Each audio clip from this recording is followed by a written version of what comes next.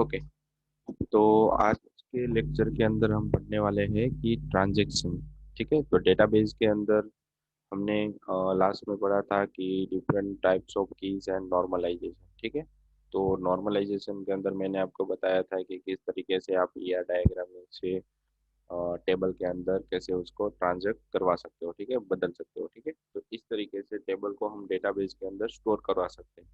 अब क्या है कि एक नया टॉपिक है जिसके मदद से ट्रांजैक्शन आप कभी भी करते हो तो उसके अंदर कौन कौन सी प्रोसीजर आती है और उसके किस तरीके के रूल्स होते हैं। ठीक है, तो इसके बारे में हम आज के लेक्चर के अंदर पढ़ने वाले हैं। तो यहाँ पे दो टॉपिक दिए हुए हैं कि ट्रांजैक्शन किस तरीके से होता है, उसको मेंटेन करने के लिए उसकी प्रॉपर्टी कौन कौन सी यूज होती है। ठीक है, तो ये दो टॉपिक्स हमारे पास आज के लेक्चर के अंदर थे। ठीक है, तो पहले हम चलते हैं कि हमारे ट्रांजैक्शन के बारे में, ट्रांजैक्शन एग्जैक्टली होता क्या है और किस तरीके से यूज किया जाता है। ठीक है, तो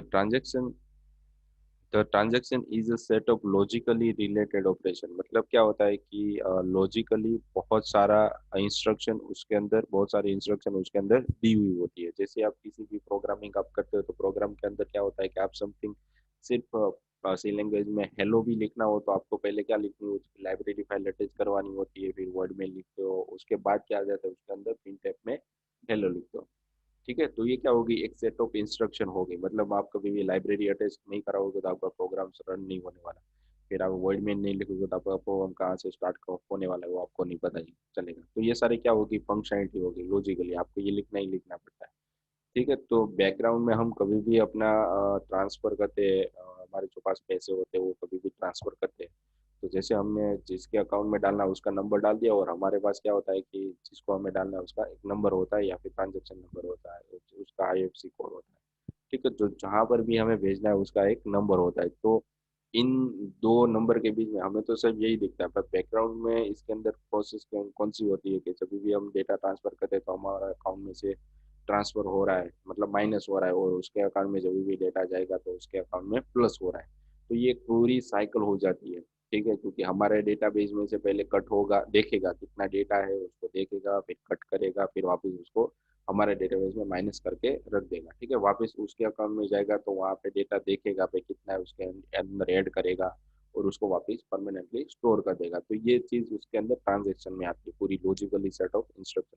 यही आपको यहाँ पे लॉजिकली मतलब थियरिकली दिया हुआ है कि transaction is set of logically related operation. मतलब बहुत सारे उसके अंदर लॉजिकली ऑपरेशन होते हैं। ठीक है, it contain a group of task, मतलब वो ग्रुप में होता है, जितना भी इसका टास्क होता है वो सारा एक ग्रुप में, अगर वो ग्रुप में जितने टास्क है वो खत्म नहीं हो रहे तो वो दूसरा ट्रांजेक्शन तब तक नहीं लेता। ठीक है, तो ये चीज इसके अंदर होती है। फिर ये कि transaction is a action of action और अ सीरीज ऑफ एक्शन। मतलब सिंगल एक्शन भी हो सकता है या फिर आपको बहुत सारे ट्रांजैक्शन एक साथ करवाने हैं तो उसके भी सीरीज में हो रहे हैं, वन टाइप ऑफ।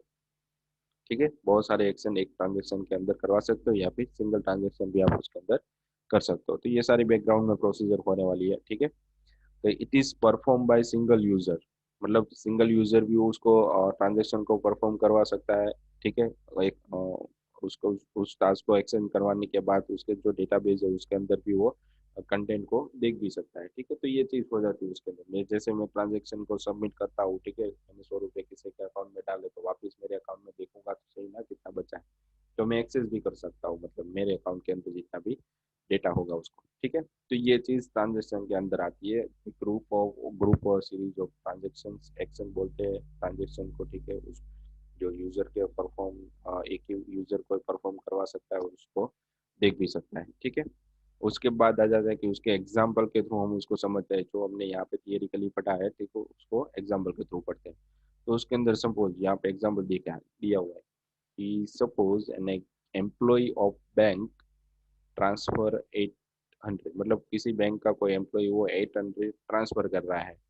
ठीक है, कहाँ से, एक्स अकाउंट से वाई अकाउंट। यहाँ पे हम एज अ एक्स और वाई अकाउंट ले रहे हैं। ठीक है, तो it is a small transaction. तो इसके अंदर बहुत सारे लो लेवल के टास्क हो गए। देखो यहाँ पे कौन कौन से टास्क हो जाएंगे, तो पहले तो एक्स अकाउंट वाला जो पर्सन है वो डेटा ट्रांसफर करेगा तो पहले उसके अकाउंट ओपन करेगा, उसके अंदर कितना डेटा है वो चेक करता है। ठीक है, मतलब पुराना अकाउंट के बैलेंस कितना है, अगर वो सही से होगा बैलेंस, उसका अकाउंट उसको भेजना है उससे ज़्यादा होगा, मतलब उसके अकाउंट में 1000 रुपये पर पड़े हुए हैं, उससे 2000 2000 ट्रांजेक्शन करने तो वो कभी होने वाला नहीं है। पहले वो देखेगा ना उसके अकाउंट में कितने पड़े हुए, अगर नहीं होगा तो इंसफिशिएंट बैलेंस दे देगा। ठीक है, तो ये प्रोसीजर हो गई। उसके बाद उसको 1000 रुपीज ट्रांसफर करने हुए, उसके अकाउंट में 1000 ही पड़े हुए हैं, तो यहाँ पे सही हो गया। फिर क्या हो जाएगा यहाँ पे कि उसके अकाउंट में से जो 1000 उसको उसने ट्रांसफर किया वो माइनस हो जाएगा, तो उसका न्यू बैलेंस अब क्या हो गया, जीरो हो गया ना। फिर वो जीरो बैलेंस से वापस उसके अकाउंट में परमानेंटली स्टोर हो जाएगा, फिर उसका अकाउंट यहाँ से बंद कर देगा। ठीक है, तो इस तरीके से ये ट्रांजेक्शन एक व्यक्ति जब भी भेजता है, ठीक है, पैसे, ठीक है, डेबिट करता है, तब ये सारी प्रोसीजर इसके अंदर होती है। अब जिसके अकाउंट में जा रहा है उसके अकाउंट में भी देखो कौन सी प्रोसेस हो रही है। तो पहले अकाउंट में से क्या होता है कि ओपन करेगा, उसके बाद जो उसका नया बैलेंस आया है और पुराना बैलेंस है दोनों को चेक करेगा। ठीक है, तो वो क्या करेगा कि जो उसके पास ऑलरेडी बैलेंस पड़ा हुआ था ओल्ड बैलेंस, उसके अंदर वो नया बैलेंस ट्रांसफर करेगा, मतलब यहाँ से क्या हो जाएगा प्लस होगा, तो नया बैलेंस उसका ओल्ड प्लस बैलेंस दोनों मिलके यहाँ पे न्यू बैलेंस आ गया। फिर जो लास्ट बैलेंस आया उसके पास उसको नए बैलेंस के अंदर स्टोर कर देगा, उसका अकाउंट यहाँ पे क्लोज है। तो ये भी सीरीज ऑफ टास्क हो गई ना हमारे पास। तो दो जब भी एक ट्रांजेक्शन होता है तो किसके अकाउंट में से डेटा डिलीट हो रहा है, ठीक है, ट्रांजेक्शन हो रहा है दूसरे अकाउंट के, और दूसरे अकाउंट में जा रहा है, तो ये प्रोसीजर सारी इसके अंदर होती है। ठीक है, तो आपको पता चला कि ट्रांजेक्शन किस तरीके होता है, जो एक्स और वाई के अंदर जितनी भी ये प्रोसीजर हो रही है, ठीक है, उसे क्या कहा जाता है यहाँ पे, ग्रुप ऑफ ट्रांजेक्शन। ठीक है, मतलब एक ट्रांजेक्शन एक यूजर ने किया है तो उसके साथ क्या होगा कि एक ही तरीके की प्रोसीजर यहाँ पे होने वाली है। ठीक है, सामने वाले को तो कुछ करना नहीं होता, अकाउंट में सीधा डायरेक्टली आ जाता है। ठीक है, फिर उसके बाद है कि जो भी हमने यहाँ पे ऑपरेशन किया तो उसके साथ कौन कौन सी प्रोसीजर, जो रूल्स थे वो जुड़े हुए थे, तो यहाँ पे दिखाया है कि ऑपरेशन ऑफ ट्रांजेक्शन, तो उसके साथ कौन कौन सी प्रोसीजर थी, सिस्टम कौन कौन सी बैकग्राउंड में प्रोसीजर करता है, टास्क करता है, तो यहाँ पे वो लिखा है। तो following are the main main operation of transaction, कभी भी किसी भी तरीके का ट्रांजेक्शन होता है तो उसके अंदर कितनी फंक्शनलिटी चलती है वो यहाँ पे मेंटेन की हुई है। ठीक है, तो पहले क्या है कि तो रुके हुए रीड, एक्स मतलब क्या है, कोई अमाउंट, ठीक है, रीड मतलब ऊपर देगा, भाई रीड ऑपरेशन, मतलब ये read operation is use to read the value of X, मतलब एक्स नाम के अकाउंट, एक्स नाम के पर्सन के अकाउंट में कितना बैलेंस पड़ा है वो पहले रीड करता है from the database and store it in a buffer main memory, मतलब जब भी उसको ट्रांसफर करना होता है तब वो पहले उस अकाउंट के अंदर जितना बैलेंस था उसको पहले एक मेन मेमोरी में ट्रांसफर, उसके डेटाबेस में तो एज इट इज है ही, पर एक मेन मेमोरी अलग से मेन मेमोरी बनती है और उसके अंदर वो अमाउंट स्टोर हो जाता है। ठीक है, फिर क्या होता है कि राइट, मतलब जो भी डेटा उसके पास पड़ा हुआ है अगर कोई चेंजेस होगा उसके अंदर तो वापस मुझे वहाँ पे उसके अकाउंट में भी डालना, चेंजेस करना पड़ेगा ना, मतलब राइट करना पड़ेगा। ठीक है, तो उसके लिए यहाँ पे दिया हुआ कि write operation is used to write the value of back to the database, मतलब डेटाबेस के अंदर, ठीक है, जो भी वैल्यू उसकी डेबिटेड हुई है, मतलब डेबिट हो गया उसका समथिंग, उसने 800 ट्रांसफर किया तो 800 माइनस होना चाहिए, तो कहाँ से होगा, बफर में से पहले माने माइनस होगा, उसके बाद उसके डेटाबेस में स्टोर होता है, मतलब राइट होता है, उससे पहले वो होता नहीं है। यहाँ पे लिखा है ना कि जब भी वो डेटा रीड करता है तो पहले बफर के अंदर वो मेन मेमोरी में स्टोर होता है, वहाँ पे सारी कैलकुलेशन होती है बफर के अंदर, और जो भी लास्ट अमाउंट बचेगा वो वापस उसके अकाउंट के अंदर डेटाबेस के अंदर स्टोर करेगा, मतलब राइट करेगा। तो पहले रीड किया फिर राइट किया, तो ये किस तरीके से चलता है, तो यहाँ पे लिखा है, यहाँ पे लिखा है देखो आर एक्स, मतलब रीड ऑपरेशन चल रहा है, कितना अमाउंट है वो, ठीक है, तो उसके अकाउंट में जितना अकाउंट था मिल गया, अमाउंट था मिल गया, फिर उस अमाउंट में से उसने 500 ट्रांसफर किए तो वो माइनस हो गए, तो एक्स के अंदर जो भी वैल्यू अमाउंट आई उसको वापस डेटाबेस के अंदर ट्रांसफर करना है, तो राइट नाम का फंक्शन चलेगा और उसके अंदर जो भी लास्ट अमाउंट मिली होगी एक्स के अंदर वो उसके अंदर डेटाबेस में ट्रांसफर करवा देगा, मतलब उसके अकाउंट में से 500 माइनस हो गए। ठीक है, तो इस प्रोसीजर को यहाँ पे एक्सप्लेन किया हुआ है कि let's assume the value of X, मतलब X before starting of transaction is 4000, मतलब जब भी उसके अकाउंट में ट्रांजेक्शन होगा तो यहाँ पे एक्स की वैल्यू क्या होगी, उसके अकाउंट में 4000 पड़े हुए हैं, क्या यहाँ पे कितने लिखे हुए हैं, 4000। ठीक है, तो first operation of read x value from the database and store it in buffer, मतलब उसके डेटाबेस में 4000 पड़ा हुआ है, वो कहाँ पे लेगा, पहले तो बफर के अंदर लेगा, 4000 मतलब दो जगह पे 4000 और 4000 है। फिर यहाँ पे क्या होगा कि second operation will decrease the value of X by 500, मतलब उसके अकाउंट में से 500 माइनस हो गया, ठीक है, 500 माइनस हो, सो बफर विल कंटेन 3500, मतलब बफर के अंदर कितना बचा, उसके अकाउंट में, मेन अकाउंट में 4000 रुपये, बफर के अंदर कितना बड़ा है 3500 माइनस होने के बाद।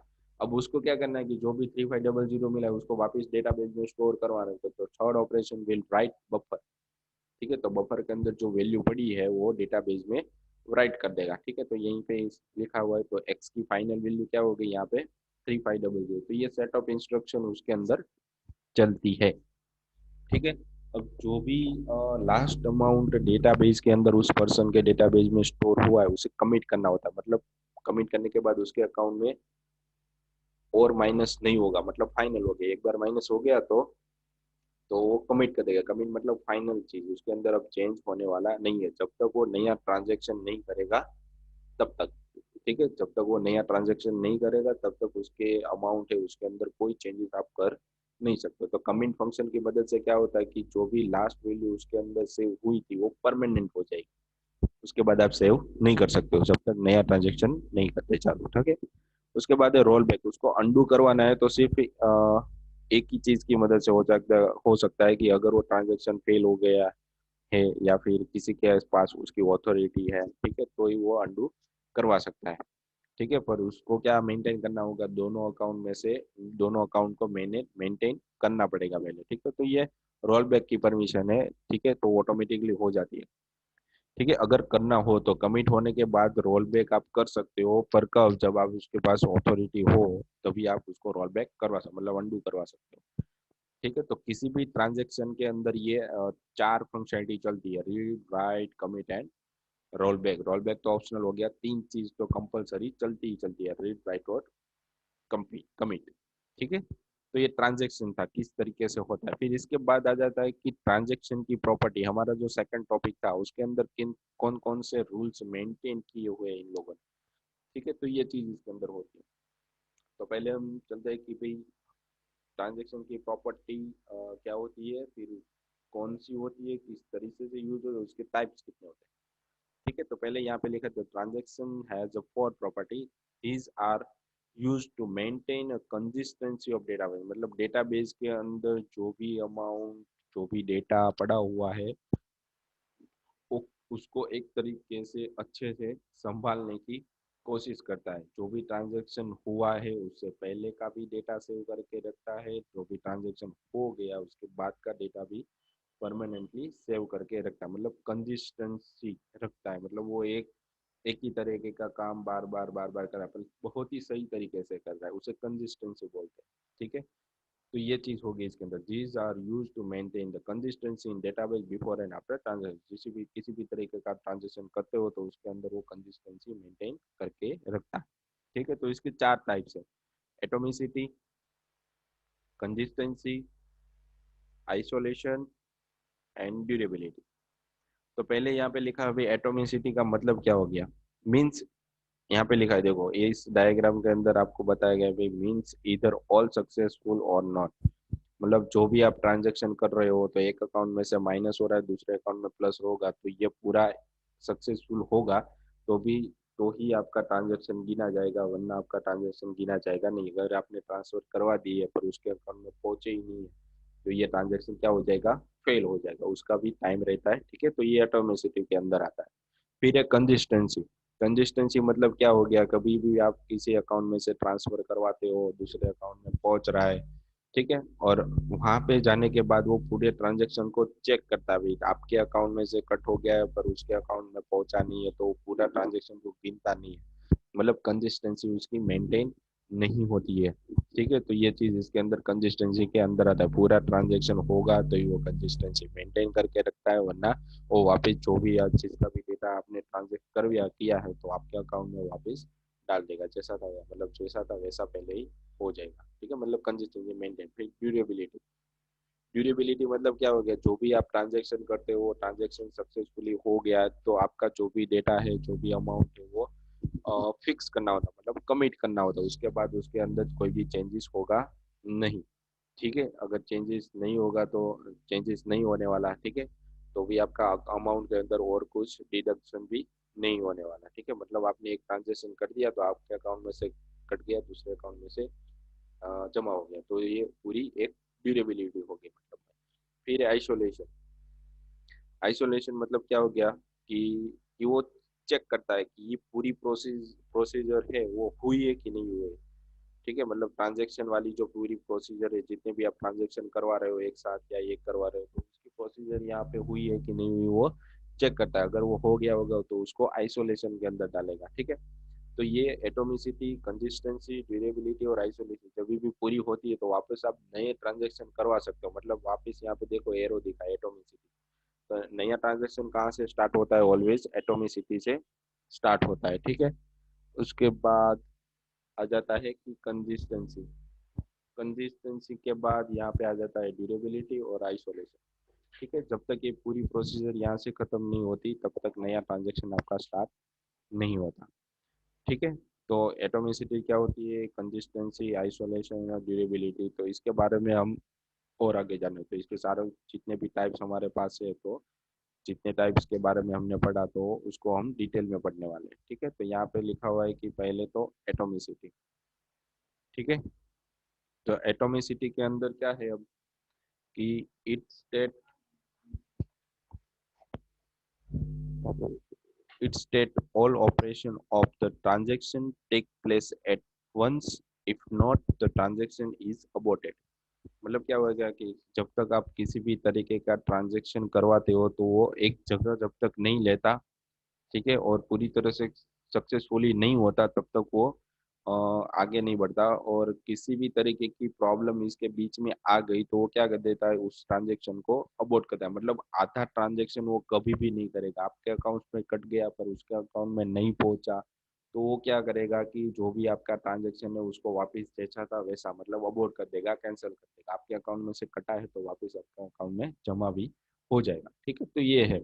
तो एटोमिसिटी मेंटेन क्या करता है कि जो भी आपका अकाउंट के अंदर जो भी कटिंग हो रही है, ठीक है, जो भी ट्रांजेक्शन हो रहा है वो पूरा कभी भी आधा नहीं करेगा। करेगा तो पूरा एक साथ ही करेगा, वरना वो वरना वो ट्रांजेक्शन अबॉर्ट हो जाएगा। ठीक है, तो यहाँ पे नीचे भी लिखा हुआ देखो, देयर इज नो मिडवे। इसमें किसी भी तरीके का बीच में रुकावट नहीं आती, अगर आ गई तो उसको अबॉर्ट करना है।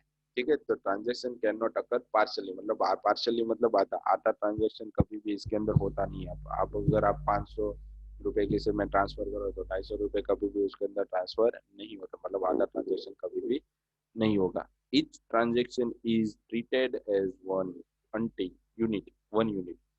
जो भी आपका ट्रांजेक्शन हो रहा है इस वो एक यूनिट के फॉर्म में होता है, एंड इधर रन टू कंप्लीशन और is not executed at all. मतलब वो रन हो रहा है, ठीक है, रन होगा तो पूरा होगा, वरना पूरे का पूरा क्या हो जाएगा, खत्म हो जाएगा। मतलब नॉट एग्जीक्यूट मतलब पूरे का पूरा अगर रन नहीं होगा, अगर होगा तो पूरा होगा, रन टू एक कंप्लीशन। जब तक कंप्लीशन नहीं होगा तब तक रन होता रहेगा, अगर नहीं हो रहा जो क्या करेगा कि वो आपका जो एग्जीक्यूट था वो पूरा खत्म हो जाएगा, मतलब जैसा था वैसा पहले कर देगा। ठीक है, तो ये चीज इसके अंदर थी।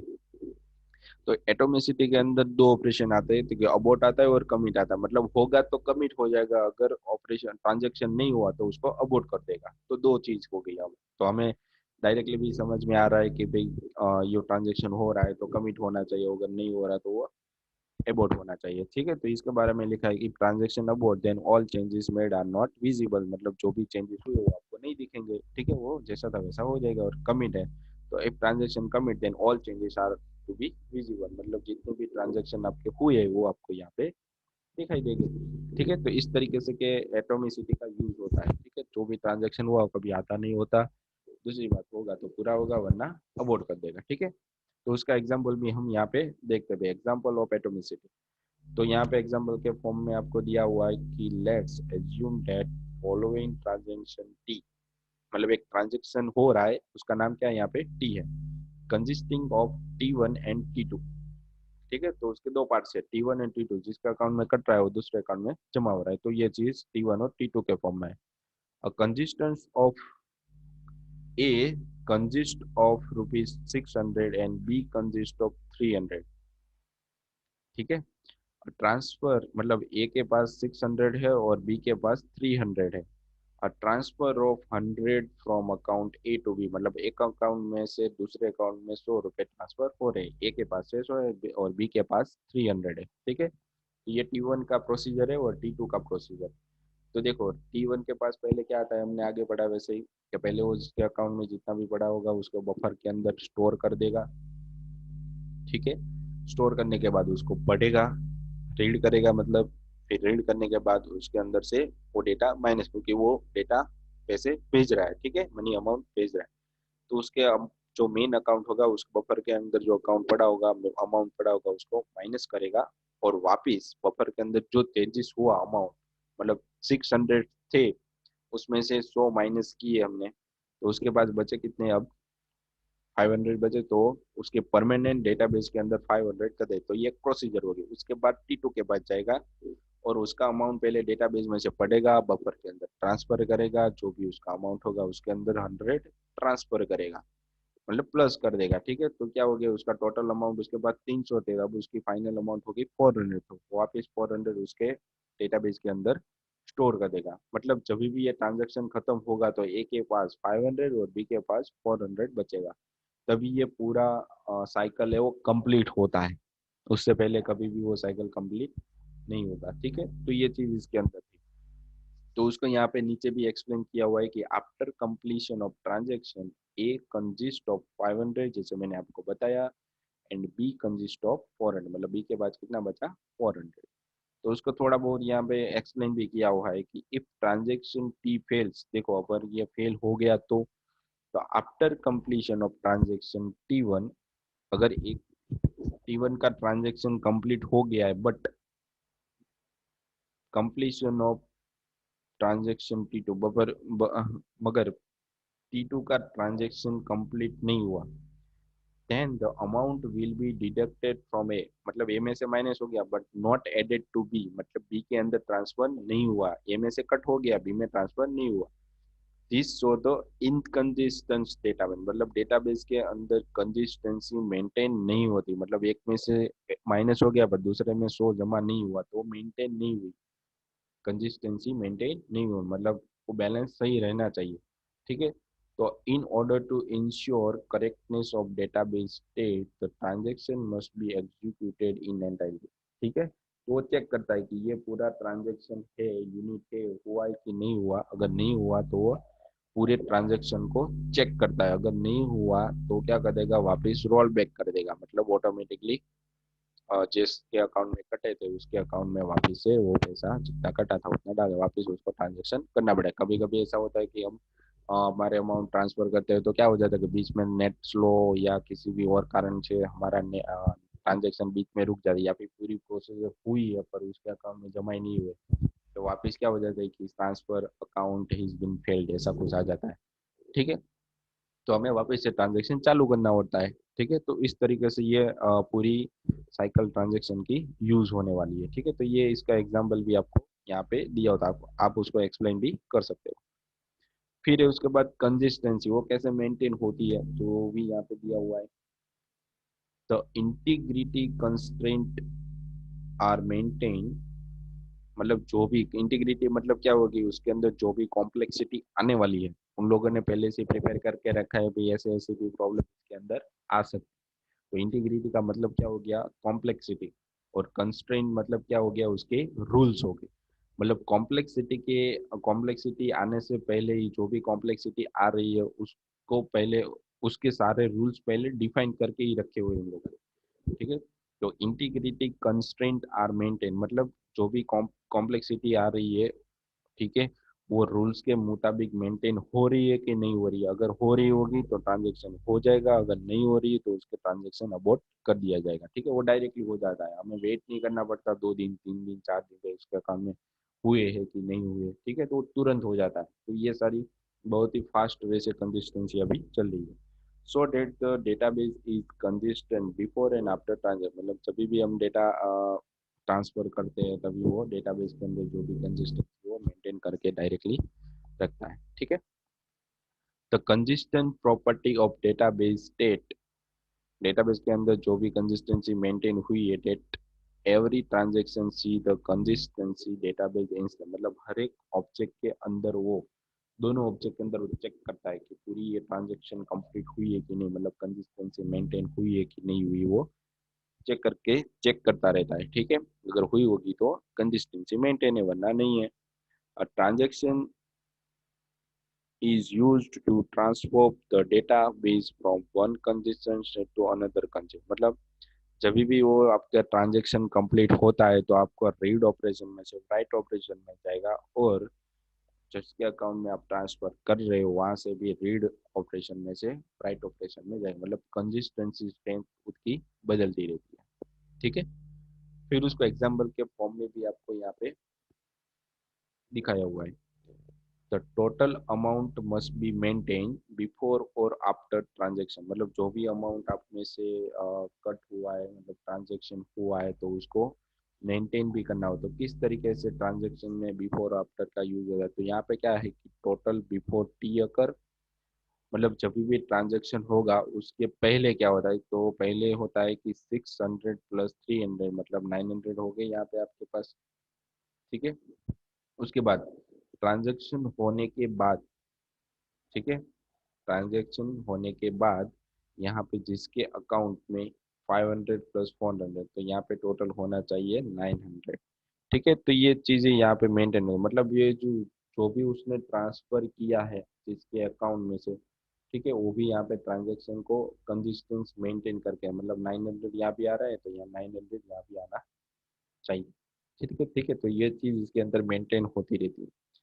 therefore the database is consistent, so हमारा सारा डेटा क्या है, consistent. In case when T1 is completed but T2 failed then inconsistency occur। मैंने आपको पहले बताया एक अकाउंट में से ट्रांसफर हो गया है पर दूसरे अकाउंट में से ट्रांसफर नहीं हुआ, तो ये क्या हो गया कि इनकंसिस्टेंसी हो गई। ठीक है, फिर उसके बाद आ जाता है कि आइसोलेशन। ठीक है, तो आइसोलेशन का मतलब क्या हो गया कि it's so that the data which is used at a time of execution, execution हमारा हो रहा है तब उस टाइम पे कौन सा डेटा ट्रांजेक्ट हो रहा है। ठीक है, execution transaction can not be use by the second, मतलब जो भी हमने डेटा ट्रांसफर करवाया है एग्जीक्यूशन के टाइम पे, वो दूसरे ट्रांजेक्शन के टाइम पे वही डेटा है कि नहीं है वो चेक करता है। मतलब यहाँ से मैंने 100 माइनस कर दी तो वहां पर 100 होने चाहिए। ठीक है, तो ये कंसिस्टेंसी मेंटेन होगी, दोनों जगह पे 100 हो गई। ठीक है, तो आइसोलेशन भी यहाँ पे चेक करता रहेगा। जब तक फर्स्ट अकाउंट में से कंप्लीट नहीं होता तब तक वो दूसरे ट्रांजेक्शन को यहाँ पे हैंडल नहीं करता। मतलब आइसोलेशन की मदद से क्या हो जाता कि आपकी पूरी एक अकाउंट में से दूसरे अकाउंट में तो ट्रांसफर नहीं होता, तब वो लाइन में जो दूसरा ट्रांजेक्शन पड़ा हुआ है उसको वो एक्सेस नहीं करता, मतलब उसको हैंडल नहीं करता। ठीक है, तो उसका एग्जांपल यहाँ पे आपको दिया हुआ, in isolation if transaction T1 is being executed, मतलब T1 नाम का ट्रांजेक्शन एग्जीक्यूट हो रहा है एंड यूजिंग द डेटा, और उसका डेटा भी यूज हो रहा है as a X, then that data item can't be accessed by other transaction, मतलब उसका डेटा है वो अदर ट्रांजेक्शन उसको यूज, मतलब सेकंड ट्रांजेक्शन चालू है तो भी उसको यूज करने करेगा नहीं, मतलब यूज ही नहीं करने देगा, मतलब दूसरा ट्रांजेक्शन स्टार्ट ही नहीं होने वाला जब तक उसको डेटा नहीं मिलेगा, तब तक ट्रांजेक्शन तो होने वाला नहीं है। ठीक है, तो क्या होता है जब तक T1 एंड्स नहीं होता ट्रांजेक्शन तब तक T2 है, सेकंड ट्रांजेक्शन है, वो अपना डेटा आइटम यूज नहीं कर सकता। ठीक है, फिर यहाँ पे कॉनकरेंसी कंट्रोल सब system of DBMS enforce the isolation power, मतलब कॉनकरेंसी कंट्रोल है वो आगे के एक पार्ट से ट्रांजेक्शन का ही। ठीक है, वो हम आगे देखने वाले हैं। ठीक है, तो उसको हम आगे बढ़ने वाले हैं। ठीक है, इसको यहाँ पे रहने देते हैं। फिर उसके बाद आ जाता है कि ड्यूरेबिलिटी। ठीक है, the durability property is used to indicate the performance of the database condition, मतलब डेटाबेस के अंदर जो भी हमारा डेटा पड़ा हुआ है उसको उसकी परफॉर्मेंस किस तरीके की वो मेंटेन हो रहा है कि नहीं हो रहा, उसको बार बार वो चेक करता रहता है। It state that the transaction made the permanent changes, मतलब वो चेक करता है कि जब आपका ट्रांजेक्शन वो कंप्लीट हो गया है कि नहीं हुआ है, अगर हुआ है तो वो परमानेंट मोड में है कि नहीं है, मतलब कमिट मोड में है कि नहीं है, तो वो भी वहां से वो चेक करता रहता है। फिर उसके बाद they can not be lost by erroneous operation और फॉल्टी ट्रांजेक्शन और बाय द सिस्टम फेलियर, मतलब तीन तरीके के एरर इसके अंदर आते हैं। अगर ऑपरेशन फॉल्ट हो गई, ट्रांजेक्शन होते टाइम ऑपरेशन खत्म हो गया, या फिर सिस्टम फेल हो गया, मतलब आपका लैपटॉप पीसी मोबाइल बंद हो गया, ठीक है, बीच में से, तो इस तरीके की जो एरर आती है उसमें वो डेटा लॉस्ट नहीं करता है। वो क्या करता है कि जो भी आपका ट्रांजेक्शन हुआ है, ठीक है, आपके अकाउंट में कटा पर उसके अकाउंट में नहीं होगा, पर आपके बीच में क्या हुआ कि आपका लैपटॉप या पीसी बंद हो गया या मोबाइल बंद हो गया, तो वो ट्रांजेक्शन जो वापस रोल बैक कर देगा, ठीक है। फिर है कि व्हेन ट्रांजैक्शन इज कंप्लीट है, जब ट्रांजैक्शन कंप्लीट होता है, then database reaches the state known as a consistent, मतलब उसके पास भी एक कंसिस्टेंट स्टेट होता है, मतलब कमिट स्टेट होता है, जिसके अंदर वो क्या हो जाता है कि परमानेंटली वहां पे पहुंच जाता है। वहां पहुंचने के बाद उसके अंदर आप कुछ भी चेंजेस नहीं कर सकते, जब तक नया ट्रांजेक्शन आप स्टार्ट नहीं करते। The consistent state can not be lost, मतलब जो भी आपका लास्ट अमाउंट परमानेंटली स्टोर हो गया उसको उसको वो जब तक आप यूज नहीं करोगे तब तक वो लॉस नहीं होगा, ठीक है। इवन द सिस्टम फेल है, जब अगर ट्रांजेक्शन हो गया आपके अकाउंट में, पैसा जमा भी हो गया या फिर कट हो गया है, ठीक है, और पूरा ट्रांजेक्शन भी कंप्लीट हो गया है, फिर आपका सिस्टम या लैपटॉप बंद हो गया या मोबाइल बंद हो गया, तो भी आपका डेटा वहां से लॉस नहीं होता, जैसा है वैसा ही रहने वाला है। The recovery or recovery subsystem of DBMS has the responsibility of durability property, मतलब जो भी रिकवरी आप डीबीएमएस के अंदर होती है वो सारी रिस्पॉन्सिबिलिटी किसकी होती है, ड्यूरेबिलिटी ट्रांजेक्शन की होती है, ठीक है। तो इस तरीके से जितने भी ट्रांजेक्शन हमारे हो रहे हैं, ठीक है, तो वो सारे इस चार स्टेट की मदद से हो रहे हैं, चार ट्रांजेक्शन की मदद से हो रहे हैं, ठीक है। तो इसके इस चारों के बीच में जो भी प्रोसीजर आपकी हो रही है, इसके बाद कोई भी प्रोसीजर चलती नहीं है, इन चारों के बीच में ही सारा का सारा ट्रांजेक्शन आपका हो जाता है। फेल हुआ तो भी, नहीं फेल हुआ, ट्रांजेक्शन हुआ, कंप्लीटेड हुआ, तो सारा का सारा इसके अंदर मेंटेन होता रहता है, ठीक है। तो ये आपका क्या था कि दो टॉपिक हमने पढ़े, ट्रांजेक्शन और ट्रांजेक्शन प्रॉपर्टी। इसके बाद हम पढ़ने वाले ट्रांजेक्शन स्टेट, जो नेक्स्ट लेक्चर में पढ़ने वाले हैं, ठीक है। तो अभी इसके दो लेक्चर और बाकी है, तो इसको अच्छे से पढ़ना ताकि आपको ट्रांजेक्शन के बारे में अच्छे से समझ में आ जाए, इसकी कौन से टाइप से, इसकी कौन सी प्रॉपर्टी है, किस प्रॉपर्टी में किस तरीके से यूज किया जाता है ट्रांजेक्शन को, ठीक है, उसकी रिस्पॉन्सिबिलिटी क्या है, तो इसको आपको समझना है अच्छे से, कॉन्सेप्ट को क्लियर करना है, ठीक है, ताकि आपको जब भी हम प्रैक्टिकल चालू करेंगे तब आपको प्रॉब्लम ना हो, ठीक है। तो आज का लेक्चर यहाँ तक ही रखते हैं, ठीक है। Thank you.